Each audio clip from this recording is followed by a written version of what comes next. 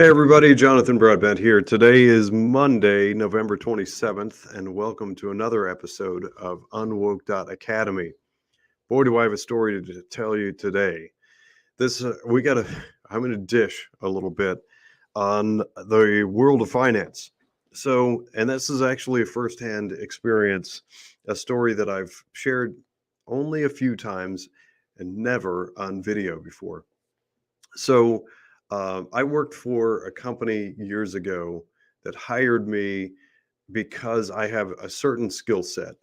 I am, if you work in legal, accounting, finance, etc., you probably know the term ERISA. I'm an ERISA subject matter expert. So I was hired by this firm to help them with ERISA. You don't need to know what that is.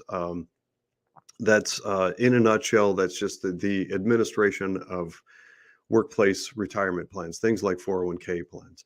And so there's a lot to kind of that world. There's a lot of union and non-union, and then the negotiation between those two. And then there are all kinds of different types of plans. There's Taft-Hartley, and then there are 403b. If you're at a hospital, college, university, nonprofit, or K through 12, you probably know the term 403b. Chances are pretty good you may have read something that I wrote years ago. I've been published all over and speak on those things. So anyway, after years of work in that environment, there's a big company that hired me to come in and do that type of work. And so I made a move. It was very enticing and nice office and all that stuff. And so I moved over to this company. And this company, once I got there, I realized it was not at all what I'd been pitched. I was sold this idea that I would be doing what I'm good at. And then once I got there, it was like, okay, it was retail sales. They wanted as much sales team as possible. And they wanted me to like learn this stuff and sell stuff because the stuff is really, really profitable. And oh boy, did we butt heads. It was a tough time. I probably should have just quit right away, but I kind of stuck it out because there was this chance maybe with some leadership changes, maybe I'd be able to eventually get to the thing that I was actually hired to go there and do.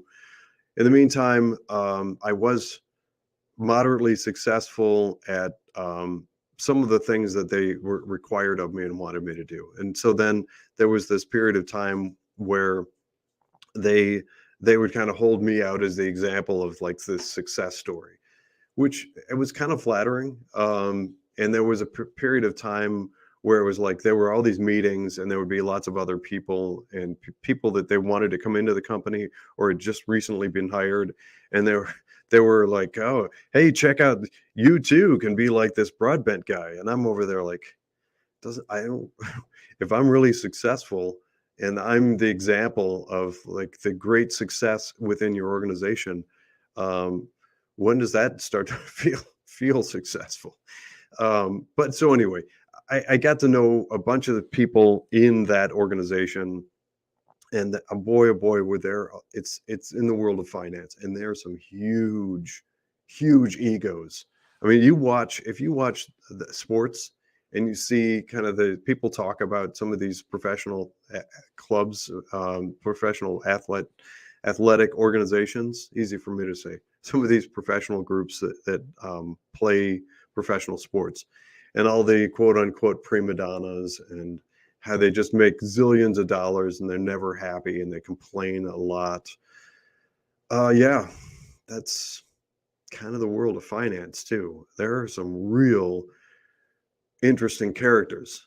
And I got to know some of them because the whole objective, I was supposed to be there in support of them. And I would help them navigate this whole ERISA thing.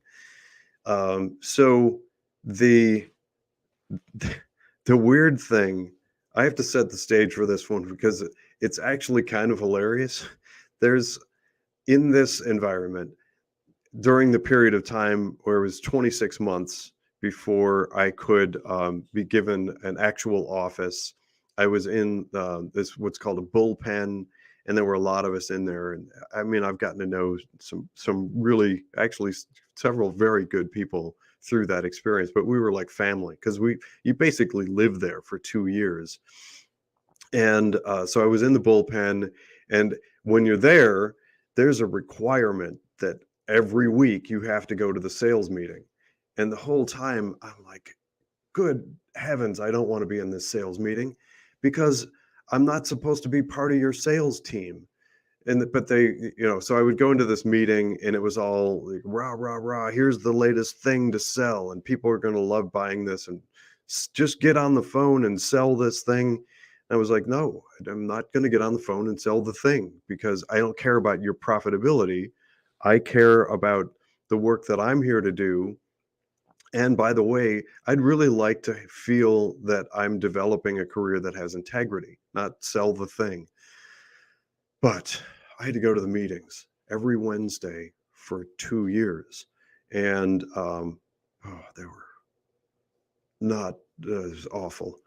So I would go to these meetings, and then eventually I got through and I was done and I didn't have to do that. And I got an office. And one day, not long after, I'm passing by my assistant. I have an assistant there. Several of us shared one assistant, and this person said, aren't you going to the meeting? And I wasn't even paying attention to what day it was. I was like, what meeting? And this person was like, oh, the weekly sales meeting. I said, I don't have to go anymore. And this person convinced me that sometimes there's important information that's given out in the meetings. Granted, occasionally there was. So I agreed to call in. So I dial in. I was in the same building, but I dialed in anyway. And that I hear all these offices. Who knows how many hundreds of people are dialed in from all over the region, and the whole building and that whole conference room is full of people, and speakerphone is on, and I hear blah, blah, blah, blah, blah, mumbo jumbo, sell this stuff, and here's the new stuff. And if you sell enough of these, we'll pay for your parking space next month. And just all the kind of cheesy stuff that I hated for 2 years. And so I was tuned out until the conversation got around to talking about what is called reallocation policy or redistribution policy. And that has to do with business that's on the books at that big company. And then how, if somebody leaves the company, which happened a lot, probably not as often as it should have, but it happened a lot. When they leave, if that business that person was doing didn't go with them, then somebody there who stayed with the company would service that account. And I was like, well, maybe this is my big chance after 2 years of starting to do the work that I was hired to do 2 years ago. And so I was tuned in. All of a sudden, I stopped doing what I was doing on my computer, and I'm sort of listening in to this conference call. And I hear, we're going to make this fair and equitable, and we're going to make this an even policy that's clear and transparent. It's going to be fair to everybody and all that stuff. And I just knew better the politics in that office and the desire on the part of corporate to keep a handful of big shots happy was unbelievable. And so when I heard this, we're going to make it fair and all that stuff. I'm thinking in my mind, I was hired in because I'm one of the most qualified people around to do this type of work. And you're talking about giving it out to the office. And I've watched for 2 years as it gets handed oftentimes to the least qualified, the person who's the most fun to, I don't even know what the criteria was, the most fun to drink with at the bar or something, or the greatest barbecue chef. Who knows? It was nonsense. But anyway, I hear this comment come in my ear that the redistribution policy is going to be fair to everybody. And so before I even thought or had a chance to process, I hear myself say out loud, yeah, right, we all know what that means. And there was this long pause. And into the mic, of the of the speakerphone in the conference room. I hear the guy giving the presentation is like, "What was that?" And I was like, "Oh my gosh, I forgot to mute my phone." So there's hundreds of people in the entire region all heard me, and I was like, "Oh my gosh, I'm going to be in big trouble. This company, I'm already at odds, and it seems like I'm battling at every step, and these people are going to come after me." So I did what any reasonable person would do. I just hung up. I didn't say anything, hoping that they wouldn't recognize my voice. There were people that came up weeks later at conferences and stuff for the reason they were like, "That was you, wasn't it, on that call?" I was like, "Well, I can neither confirm nor deny." So the what ended up happening is as exactly as I expected. There was this redistribution policy that was like it had nothing to do with skill. Let's imagine what's an example that I think would resonate. If you have like a hospital system, and it, finance actually works similar to big hospital systems. You have specialists. You have a heart doctor, and your cardiology team, and you have oncology, and you have the people that run the X-ray machines and all that stuff. And so I had my skill set and my area of expertise that I was really trying to focus on. But then imagine that all of a sudden there are patients that have a heart issue, but they're being given to the dermatology department or something. And the whole time you're there, probably quite literally, scratching your head, wondering why am I here, and why are the people that fit my practice and the reason I was hired, they seem to keep going to the favored people in the wrong departments. It was bizarre. But here's the thing: behind the scenes and behind it all was the sales successes. That's the formula. So in that environment, the people who did a good job of listening on those Wednesday meetings and went out and did the best job of selling the stuff, those people made a lot of money. They got free stuff, they got comped things, they got granted tickets and loges to sporting events and all that stuff. And I saw it for years, but still, that's the fork in the road. I decided early on that my role is not to sell stuff. I don't appreciate the concept that I'm simply there to just get people to buy the thing that is most profitable to the corporation where I happen to work. I don't like corporations nearly as much as I like people. So that was backward, and it didn't fit with that environment. So that's why, hence the title. I chose the title of how to not make the big bucks, because you really can. I saw people all around me, and in particular, there's somebody that came on board who actually they sort of stumbled into a role that is comparable to my area of expertise, and they managed to sell lots of good stuff, and then they were given through that redistribution this huge account. It's a company you've heard of.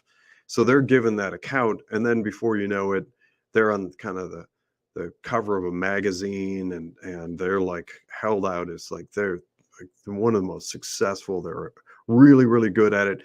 And I'm not going to disparage anybody. Let's just assume that that's comparable and equal. And maybe we are, or maybe he's better than I am. I don't know.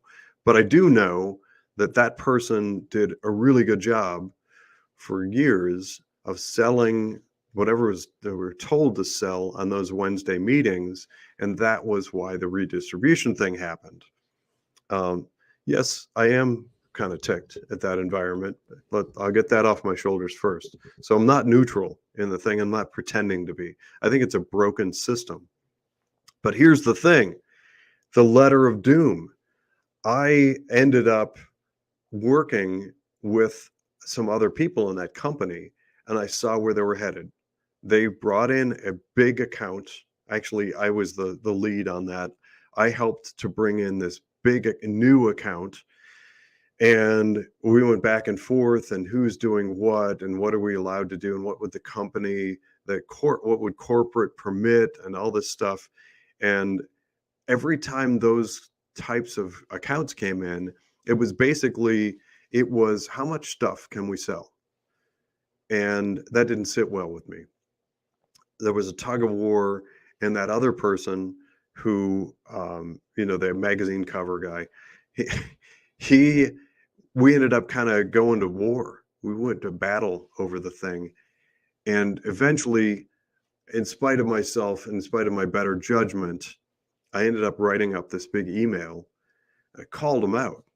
I was like, what you're doing is crystal clear. It's transparent to those of us who know. We understand. I know where you're headed, and I know what your plan is. You really want to just take hold of this thing because it's another gravy train that you can squeeze and sell more stuff. You can pump it full of profitability for corporate rather than doing the right thing, which is to take care of the client. I didn't send the email. I wrote it up. The email about 2 months later ended up being sent. It was a weird, I actually didn't personally send the thing. I was trying to do some work on a server. I had somebody helping me, and the email, it was actually addressed, and it was not meant to be sent.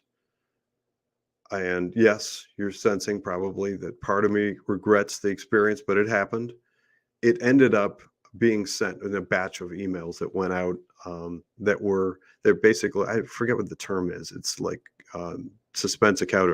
It wasn't in the outbox, but it was prepared to send and a bunch of emails sent. So this email goes out. Oh boy, was that trouble.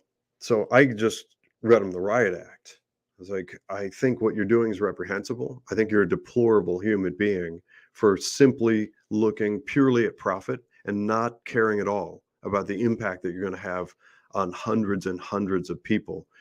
Why isn't that? Why do you not have a moral value system that prohibits you, or at least slows you down from that move into simply squeezing profit out of that account? It was basically, that was the gist of the email. And within, I want to say a couple hours, because I was in my office at that corporation, and I was called into my supervisor's office. Who, Nelly? They were not happy because that guy, he got the email, immediately got his lawyers involved. His lawyers then contact corporate. Corporate then contacts my direct supervisor, and my direct supervisor calls me into his office. But here's the thing. As much trouble as that created, and talk about being on the hot seat. I was not at all comfortable with the amount of trouble that came out of that email having been sent. But there's a bright side, because one thing clearly happened during the course of those conversations.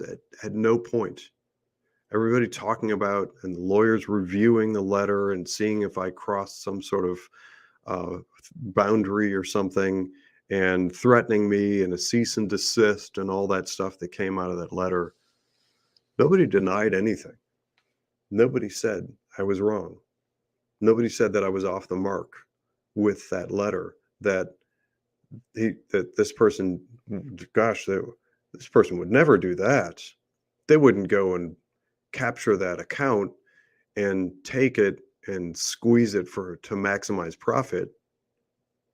The fact that they never refuted the claims that I made tell me a lot about that type of mega financial corporate structure. They don't even bother to try to pretend. They, at least internally, I mean, externally, you see all these commercials. We care about you, and there's pictures of people walking on the beach, and they're on sailboats and stuff. And if you only go to that company, your life is going to be so grand and good. But inside, I can see just the constant churning, squeezing for every penny of profit. And by just here's an example. It's sort of unrelated, but it just pops into my mind. I remember many years ago learning, I think it's true. You can look it up online, even if it's not anecdotally, it still makes sense. But there was stories about how the I don't know if I'm allowed to mention their name. I'm not going to mention the name. One of the major fast food restaurants discovered that if they superheated the water, that they could get one more pot of coffee out of the grounds every day. And there's so many restaurants globally that would amount to however many millions of dollars more per year. So they started all doing that, superheating the water. And then, and this is actually a more positive one. I think it was Walmart discovered that if they put skirts on trucks, they could get a few extra miles per gallon of diesel, which would cut like however many millions of dollars from their annual budget. And that's smart. They figured out aerodynamics of the truck. Those types of little tiny tweaks to just constantly eke out and squeeze maximum profit. In some environments, it's fine. But in the world of finance, almost probably without exception, if a company is doing that, they're maximizing profit for the corporation while reducing profit for the individual or client. I'm not okay with that. So I'm kind of glad that email rather, ended up getting sent. Maybe it was meant to be. It was an accident, but maybe it was meant to be. I'm Jonathan Broadbent. This has been another episode of UnWoke.Academy. Thanks for listening and stay tuned for the next